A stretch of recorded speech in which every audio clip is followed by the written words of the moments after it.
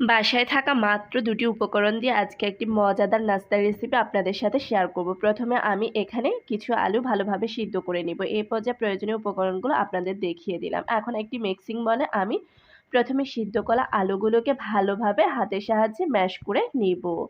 এই পর্যায়ে আমি এখানে অ্যাড করে দিব পেঁয়াজ কুচি।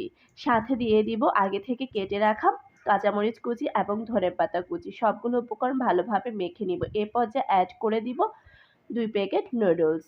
এগুলোকেও ভালোভাবে মথে নিব। এ পর্যায়ে অ্যাড করে নিব ১ চামচ পরিমাণে শুকনো চালের গুঁড়ো এবং স্বাদমতো লবণ আর নুডলসে থাকা মশলাগুলো দুটি আমি এখানে অ্যাড করে নিব। এ পর্যায়ে দিয়ে দিব একটি স্বাদের ম্যাজিক। সবগুলো উপকরণ দেওয়া হয়ে গেলে এ পর্যায়ে আমি আবারও সবগুলো উপকরণ ভালোভাবে মেখে নিব।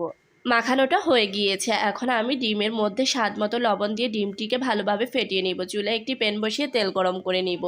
ডিমের মধ্যে আমি এগুলোকে শেপ দিয়ে ভালোভাবে চুবিয়ে তেলের মধ্যে দিয়ে ভালোভাবে ভেজে নিব। এ পর্যায়ে কিন্তু চুলার আঁচটি মিডিয়াম হিটে রেখে লাল লাল করে ভেজে নিতে হবে। এখন আমার ভাজা কমপ্লিট হয়ে গিয়েছে। পরিবেশন করে নিব গরম গরম।